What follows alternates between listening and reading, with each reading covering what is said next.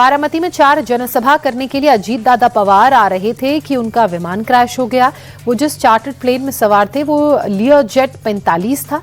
इसका registration VTSS के था और ऑपरेटर VSR ने इस विमान का संचालन किया था। लियोजेट 45 एक आधुनिक बिजनेस जेट है जिसमें VIP, कॉर्पोरेट अधिकारियों और विशेष चार्टर्ड उड़ानों के लिए इस्तेमाल किया जाता है। ये जेट लगभग 8 यात्रियों के लिए है, इसकी कैपेसिटी है और लंबी दूरी की उड़ान भरने में भी ये विमान सक्षम है। इसमें 2 टर्बो फैन इंजन लगे होते हैं। विमान क्रैश होने के वक्त मौके पर मौजूद एक चश्मदीद ने बताया कि जब विमान नीचे आ रहा था तभी लगा कि ये क्रैश हो जाएगा। फिर हमने देखा कि इसमें जोरदार धमाका हुआ और फिर हम वहां से थोड़ी दूर भागे। तब हमने देखा कि विमान में आग लग चुकी है। तब तक विमान में फिर से 4-5 धमाके हुए। मौके पर कुछ लोगों ने विमान से लोगों को निकालने की कोशिश की, लेकिन विमान में भीषण आग लगी थी जिससे वो लोगों को निकालने में सफल नहीं हो पाए।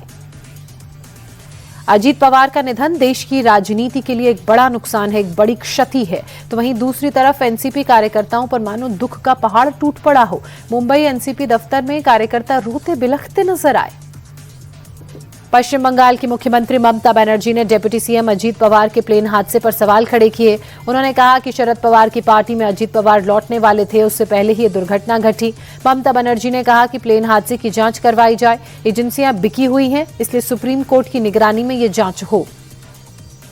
हादसे पर विमान कंपनी VSR ने दावा किया है कि विमान पूरी तरह से सुरक्षित था। VSR ने हादसे के कारणों को लेकर कहा कि कम विजिबिलिटी हो सकता है एक कारण। फिलहाल DGCA ने दुर्घटना के कारणों के बारे में कुछ नहीं कहा है। जांच की जा रही है और उसी के पास बाद पता ये चल पाएगा कि हादसा तकनीकी खराबी की वजह से हुआ, लैंडिंग के वक्त इंजन में क्या कोई गंभीर समस्या आ गई थी या लो विजिबिलिटी कारण रही। 66 साल की उम्र में महाराष्ट्र के डिप्टी सीएम अजीत दादा पवार का निधन हुआ। 22 जुलाई 1959 को अजीत पवार का जन्म हुआ था। पवार 13 साल में 6 बार महाराष्ट्र के डिप्टी सीएम बने।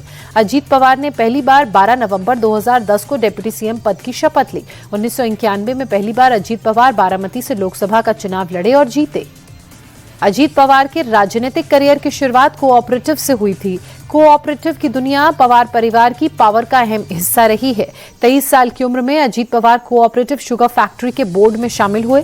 1991 में वो Pune district central cooperative bank के चेयरमैन बने और अगले 16 साल तक इस पद पर काबिज रहे। 1951 में ही वे पहली बार बारामती से सांसद चुने गए।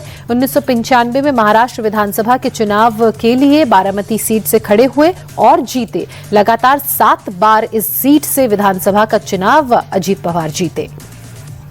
अजीत पवार 45 साल के सियासी सफर में 1 बार सांसद, 7 बार विधायक रहे। सियासी सफर में सरकार में रहते हुए कई मंत्री पद संभालने का तजुर्बा उनके पास रहा। उन्होंने राज्य सरकार में कृषि, ऊर्जा योजना राज्य मंत्री के रूप में काम किया। सुधाकर नाइक की सरकार में कृषि और बिजली राज्य मंत्री के रूप में काम किया। इसके बाद जब चाचा शरद पवार 1992 और 1993 में मुख्यमंत्री बने तो उनकी सरकार में भी वो मंत्री बनाए गए थे।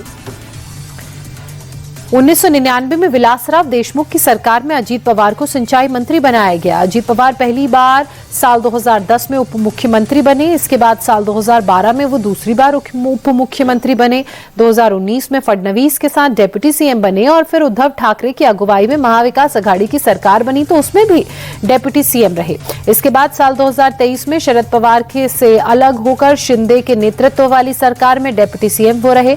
2024 में बीजेपी के साथ चुनाव लड़कर 6ठी बार वो महाराष्ट्र के डिप्टी सीएम बने।